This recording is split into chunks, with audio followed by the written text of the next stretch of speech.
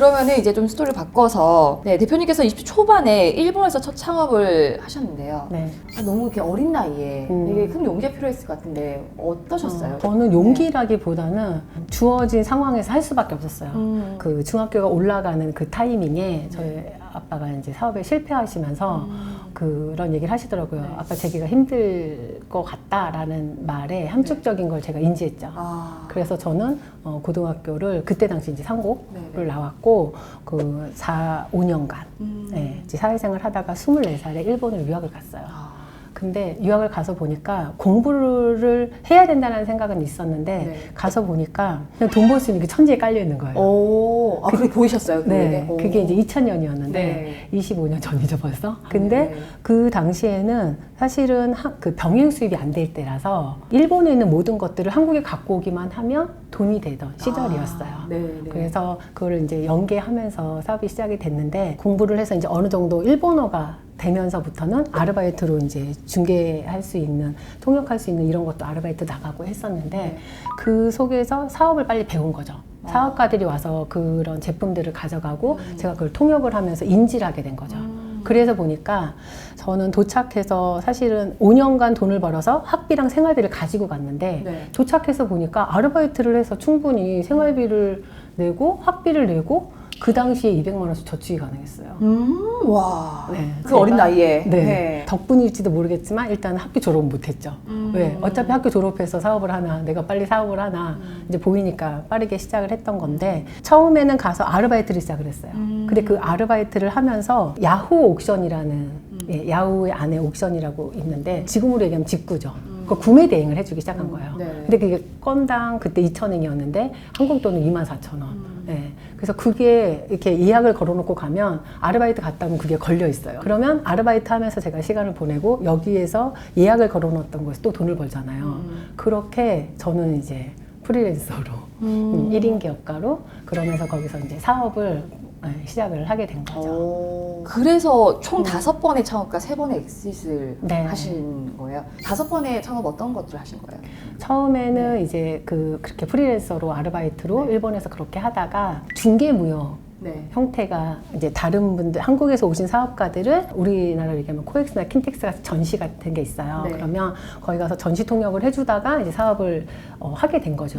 자연스럽게 제가 통역을 했으니까 이제 스튜디오에 관련된 일도 이렇게 연계를 하면서. 그리고 이제 두 번째는 일본에서 콜라겐이라고 2000년도에 25년 전에 프랑스 루스르 재팬이라는 데에서 원료를 수입해서 일본에서 가공을 해서 이제 유통 판매 하는 것들을 시작을 했어요. 그게 두 번째 사업이에요? 그건 이제 제가 혼자 한 건 아니고 같이. 그래서 그 사업이 그 마츠모토 뷰키옷이나 루프트나 이런데, 그러니까 우리나라로 얘기하면 이마트 같은 데 이제 들어가게 된 거죠. 그러면서 뭐 5개만 한번 샘플 삼아서 해보자, 5개 지점만 이렇게 했는데 그게 이제 확산이 되면서 자본이 너무 많이 들어가는 거예요. 그리고 저는 그 당시에 20대 중반이었고 그 일본에서는 또 외국인이었고 나이도 너무 어렸고 금융을 제가 활용할 수 있는 상황이 아니었잖아요. 그래서 결국에는 그거를 너무 사업이 잘 되는데도 불구하고 이제 팔 수밖에 없는 이렇게 엑싯을 하고 한국에 들어오게 됐고요. 들어오게 되면서 일본에서 이제 독점 수입을 제가 중개무역을 많이 해봤잖아요. 근데 결국에 저 중개무역 하는 사람은 수수료를 받더라고요. 근데 그걸 수입해 가는 사람들은 그 당시에는 병행 수입이 안 될 때라 진짜 수익이 높았거든요. 그래서 이제 그런 부분들을 활용을 해서 저희가 독점 계약을 맡아서 2개의 브랜드를 가지고 한국에 와서 그거를 또 이제 유통을 하게 된 거죠. 근데 그게 자동차 튜닝 상품이었는데 그때 한국에는 연료 절감하면서 이렇게 리스폰스 좋아지는 그런 것들이 없어서 그 사업을 세 번째 사업이고 세 번째부터 한국의 사업을 시작하신 거예요? 그래서 유통을 하게 됐고 유통도 1년 만에 한 100개 대리점을 세웠던 것 같아요. 제가 그냥 스타렉스에 짐 싣고. 그렇게 할 때마다 그 아이템 선정은 어떻게 하신 거예요? 아이템 선정은 일단은 국내에 없는 거. 국내에 없는 거? 제가 이제 그 이후로 해외에 답이 있다. 그래서 이제 여행사면서 많이 가면서 저는 이제 비즈니스 트립으로 대표님들 많이 모시고 가서 현장에서 설명도 많이 해드리는데 근데 그런 형태로 한국에 없는 거, 한국에 가져왔을 때 좋을 거 그런 것만 서치를 하면서 다니기 시작을 했죠. 그러고 나서 또 4번째 사업은 어떤 걸 하신 거예요? 네 번째 사업은 네. 이제 그거를 또 이제 그 사업을 엑시스를 하면서 네. 그리고 나서 이제 더 이상의 사업은 안 하겠다라고 생각을 했는데 네. 왜죠? 왜 더 이상 사업을 안 하겠다고 생각하시나요? 그냥 이제 즐겁고 내가 살고 싶은 삶을 사는 데 초점을 맞추자. 왜냐면 너무 내가 긴박하게 살았고 이구지구 막 짐이 많았기 때문에 그걸 해소하면서 사는 것들에 대한 부분들이 이제 그땐 좀 이제 좀 자유롭게 살아보자라고 했는데 네. 결국에 또 네. 보이는 게 또 그런 거밖에 없고 네. 일하는 게 결국에 제일 재밌어 하더라고. 아.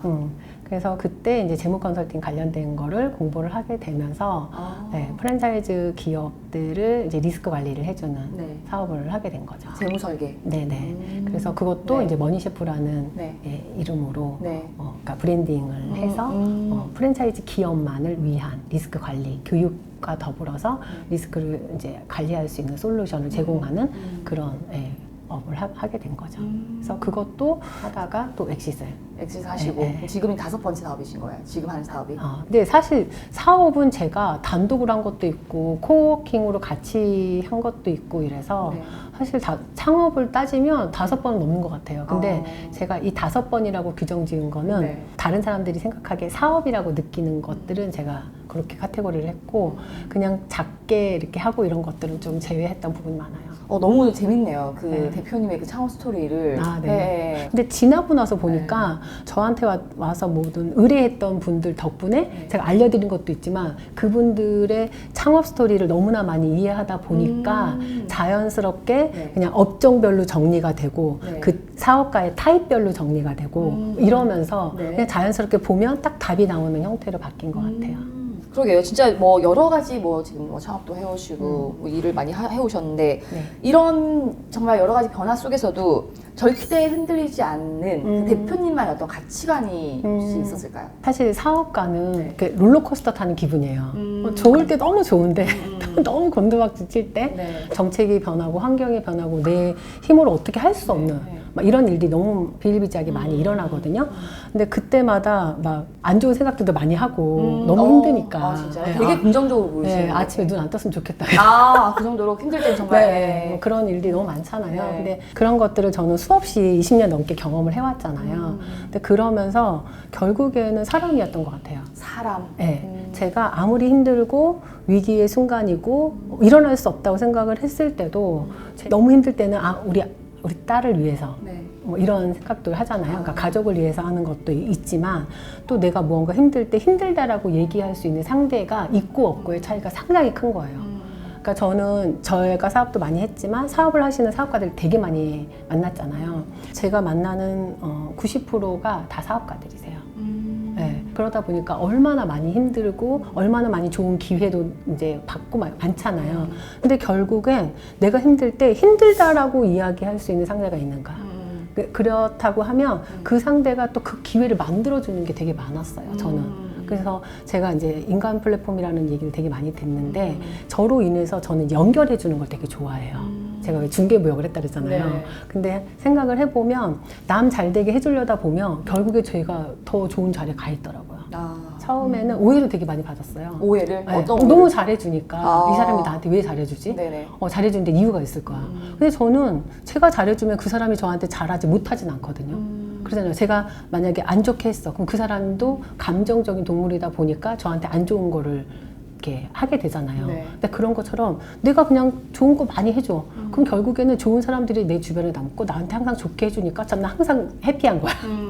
네. 너무 단순한 건데 그래서 저는 이렇게 에너지가 되게 중요하거든요. 그래서 만났을 때 에너지 좋은 사람. 네. 그리고 가능하면 제가 에너지가 안 좋으면 아예 그냥 안 만나요. 네, 그냥 제가 좀 차분하게 정리되고 제가 에너지가 좋을 때 좀 더 에너지가 좋은 상태의 사람들 만나야 그 사람들이 어떤 일을 할 때 배 대표랑 같이 가면 좋겠다. 배 대표한테 물어봐야지. 뭐 이런 형태로 생각하기 좋게.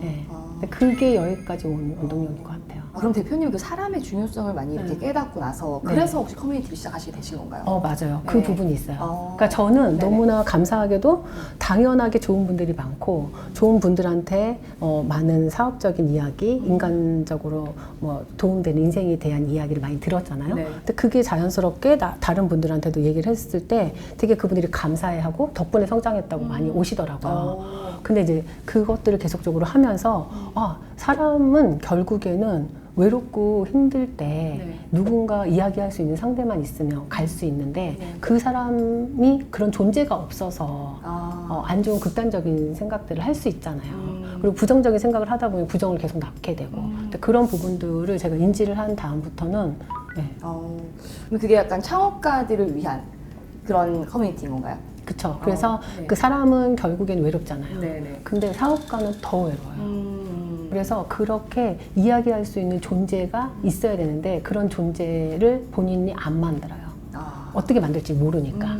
그래서 제가 이제 사업가한테 필요한 AI 교육이라든지 자산화 교육이라든지 이런 교육을 통해서 네. 오시면 이제 그분들을 함께 네. 자연스럽게 저처럼 만드는 그런 네. 자리를 만들어서 자연스럽게 친해지다 보니까 이 대표님도 힘드네, 이 대표님도 이 고민이 있네, 이렇게 다 사람이네 라고 생각하니까 자기 고민도 치부라고 생각돼서 못했던 것들을 대표님들한테 얘기를 하면서 위로를 받기도 하고 솔루션을 받기도 하고 또 사업적인 어떤 연결고리를 받기도 하고 그러면서 성장 발전하는 사람들이 많다 보니까 네. 저희 커뮤니티에 그런 분들이 많이 오세요. 그래요? 네.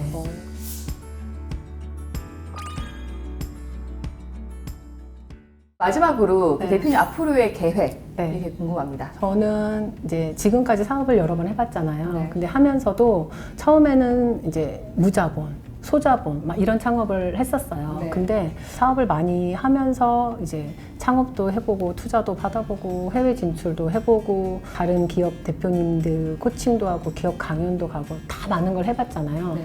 그러니까 어떤 사업가를 만났을 때 너무 보이는 거예요. 그래서 그런 부분들에 대해서 코칭을 하고 뭐 자문을 하면서 그냥 그 사업가들이 더 성장하는 것들을 도와주는 그 일을 지속적으로 좀 하고 싶고요. 네. 그 지속적으로 하기 위해서는 제가 생각하고 느끼고 만나고 하는 사람들을 그 친구한테 경험을 시켜주고 싶은 거예요. 제가 이야기도 해줄 수 있지만 네. 이야기만으로는 느낌이 잘 안 올 수 있잖아요. 근데 사람이 자기가 경험하고 느끼면 실행하더라고요. 그리고 되게 구체적으로 자기 플랜을 짜고 네. 그리고 그거를 이렇게 했어요 라고 이제 자기가 칭찬받고 싶으니까 막 얘기를 하잖아요. 그때 이건 맞고 이렇게 했을 때는 또 이러한 상황들이 생기고 그 다음 세타가 이렇게 움직여 라는 이야기를 해주면서 저는 그런 사업가들을 계속 지지해주고 응원해주는 그런 일을 지속적으로 하고 싶습니다. 저희도 열심히 응원하겠습니다. 네, 지금까지 경영 코칭 전문가 배세화 대표님과 함께했습니다. 고맙습니다. 감사합니다.